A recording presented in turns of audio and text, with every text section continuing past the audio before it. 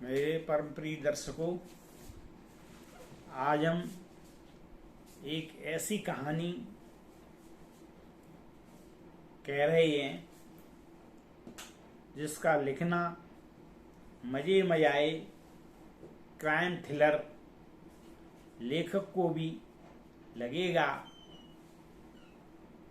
कि यह खतरे से खाली नहीं है। और अगर कोई हाथ आजमाने की जुर्रत करता भी है तो धूर्तता, चालाकी और धोखे के इस घने जंगल में रास्ते भटक जाएगा। अविश्वसनीय अपराध कथाओं को पर्दे पर उकेरने में माहिर बॉलीवुड के डायरेक्टर भी कुछ देर के लिए सांस रुक जाएगी। एक ऐसे चालबाज की कल्पना कीजिए जो नेताओं और कारोबारियों दोनों को बेवकूफ बना सकता है। वाकई उसे गजब की महारत हासिल होगी। इसलिए इस हफ्ते राजकाज के मामलों से मोहलत लेकर हम दक्षिण के ठगी के उस्ताद ऐसे युवा का कच्चा चिट्ठा आपके सामने प्रस्तुत कर रहे हैं जिसके कारनामों और हाथ की सफाइयों के चकरा देने वाले निशान अब पूरे देश में फैले हैं। तो वह है ठग सम्राट सुकेश चंद्रशेखर। सुकेश चंद्रशेखर, जिसके फंसाए गए शिकारों की लंबी फहरिस्त में तपे तपाए तमिल राजनीतिक तो महज एक हैं। एक पार्टी के चुनाव चिन्ह के मशहूर मामले में चुनाव आयोग ने अनुकूल फैसला लाने का वादा करके उसने कथित तौर पर 50 करोड़ रुपए की मांग की थी। सबसे बड़ी लूट अलबत्ता उसने अपने जाने माने उद्योगपति और एनवेक्सी तथा फोर्टिस हेल्थ केयर के पूर्व सह प्रमोटर शिविंदर मोहन से, जो 2019 के धन शोधन के मामले में दिल्ली की तिहाड़ जेल में बंद हैं, की अभागी पत्नी से की धमकियों और प्रलोभनों का मिलाजुला इस्तेमाल करके उसने शिविंदर की पत्नी आदिति सिंह से पति को जेल से छुड़ाने का वादा करके 200 करोड़ रुपए झटक लिए। उसने केंद्रीय कानून सचिव और केंद्रीय गृह सचिव होने का स्वांग रचा। रिसीवर के फोन पर केंद्र सरकार के उनके आधिकारिक फोन नंबर दिखाने के लिए उसने ऐप का सहारा लिया।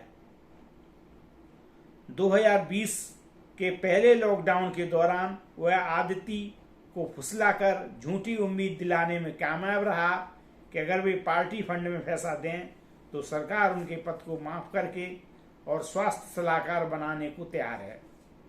रकम विदेशों और देश में अदा की गई। भुगतान ज्यादातर एक ज्वेलर, एक हवाला ऑपरेटर और एक बैंक प्रबंधक के जरिए हुआ जो निवेशों को नकदी में बदलने में माहिर है। समूचे षड्यंत्र की सबसे गजब बात यह थी कि जासूसों ने फोन कॉलों का पीछा करना शुरू किया तो पता चला कि पूरा ऑपरेशन दिल्ली की एक जेल से चलाया जा रहा था, जहां सुकेश चुनाव आयोग के अफसरों को रिश्वत देने की कोशिश में बंद था। जेल को अपनी कोठरी को किसी होटल के आलीशान कमरे में बदलकर उसने नोटों की गड्डियों के दम पर जेल अधिकारियों की पूरी कतार अपने पीछे लगा रखी थी। ये कहानियां अब इसलिए बाहर आ रही हैं क्योंकि तोते की तरह नकल करने वाला यह गजब का बहुरूपिया मुखबिर की तरह तमाम बातें उगल रहा है। 6 राज्यों में फैले उसके शिकारों की फहरिस्त अब तकरीबन 1000 तक लंबी है। कॉरपोरेट दिग्गजों से लेकर चौकीदारों और बैंक अफसरों तक तमाम किस्म के भोले भाले लोगों को उसने 500 करोड़ रुपए का चूना लगाया। बेशकीमती चीजों के उसके जखीरों की तो क्या कहिए। महंगी आयातित कारों का बेड़ा, रोल्स रॉय, माजरेटी, लैम्बोर्गिनी, फरारी और पॉस जैसी गाड़ियां, कारें 35 करोड़ रुपए से ज़्यादा की कुल 54 गाड़ियां और 18 करोड़ रुपए की 85 घड़ियां भी उसके पास थीं। 33 वर्षीय सुकेश ने बंगलोर में किशोरावस्था में ही शुरुआत की। वह सीधा साधा दिखने लेकिन चिकनी चुपड़ी बातों करने वाला पब्लिक स्कूल का लड़का था, जिसके मन में निम्न मध्यम वर्गीय पृष्ठभूमि की यादें मिटाने की इच्छा प्रबल थी।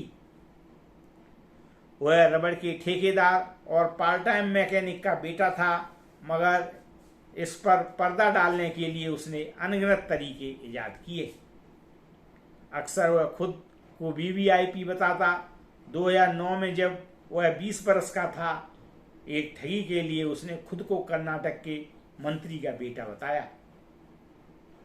फिर वह अपने को तब तमिलनाडु के मुख्यमंत्री एम करुणानिधि का पोता बताने लगा। फोन के इस्तेमाल में माहिर सुकेश पूरा और पक्का होमवर्क करता और बारीक जानकारियां जुटाता। यही वजह है कि वह कितने भी मुखौटे ओढ़ सकता था। अगर निविदाएं और ठेके हासिल करने का वादा करके कारोबारियों को ठगने के लिए वह कर्नाटक राज्य विकास परियोजना का एडिशनल डायरेक्टर बन सकता था, तो मुख्यमंत्री कार्यालय में जॉइंट सेक्रेटरी होने का ढोंग भी सफलता से कर सकता था। फिर केंद्रीय कानून का सेक्रेटरी, यहाँ तक सुप्रीम कोर्ट का वह जज भी बन सकता था। उसमें कैसानोवा का पुट भी था। पत्नी के अलावा केरल की वो 20 फिल्मों की एक अभिनेत्री भी उसके साथ जुड़ गई। सिनेमा की मशहूर अभिनेत्रियों के लिए उसके भीतर मानो एक जनरल येन था।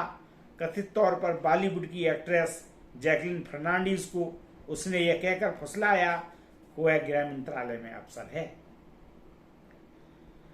सन टीवी के मालिक का बेटा, जो भी आप मानना चाहें, उसने तमाम किस्म के महंगे तोहफे न्यौछावर किए, जिनमें बकिन बैग, हीरे, अलबेली कारें, चार्टर्ड उड़ानें भी थीं। लगता है उनके रिश्ते ने अंतरंगता हासिल कर ली थी। हालांकि जैकलिन इनसे इनकार करती है। उसने कुछ और अभिनेत्रियों को जाल में फंसाया, जैसे नूरा, जो बहुत खूबसूरत है। कुल करीब 15 वर्षों और 30 मामलों, जिनमें जुर्म अभी साबित नहीं हुए हैं। एक लिहाज से सुकेश चंद्रशेखर हर उस चीज से बिल्कुल उलट है जो सही है, लेकिन वह हर उस चीज का गौण उत्पाद भी है जो हमारे वक्त के साथ गलत है। अगर वित्तीय अपराधों का कोई विश्वविद्यालय होता तो सुकेश रंजन उसका प्रोफेसर होता। उसके खिलाफ दर्ज मामलों में अधिकतम सजा 10 साल की है, पर सभी में जुर्म साबित हो जाता है तो सुकेश को पूरी जिंदगी जेल में बितानी पड़ेगी। उद्योगपति वाले मामले में वह दिखा चुका है कि जेल उसे अपने जघन्य कामों को अंजाम देने में नहीं रोकता। अगर ऐसे सिलसिलेवार अपराधियों पर लगाम लगानी है तो जरूरत समूची आपराधिक न्याय प्रणाली को दुरुस्त करने की है। अगर ऐसे अपराधी आ जाए तो ये आपराधिक प्रणाली में बहुत सुधार की जरूरत है, नहीं तो ये इतने माहिर होते हैं कि किसी को भी लूट सकते हैं। भाइयों और मेरे परम प्रिय दर्शकों, अगर ये सुकेश रंजन की कहानी जो कि सच्चाई है आपको कैसी लगी, कमेंट करें, लाइक करें और सब्सक्राइब करें। धन्यवाद।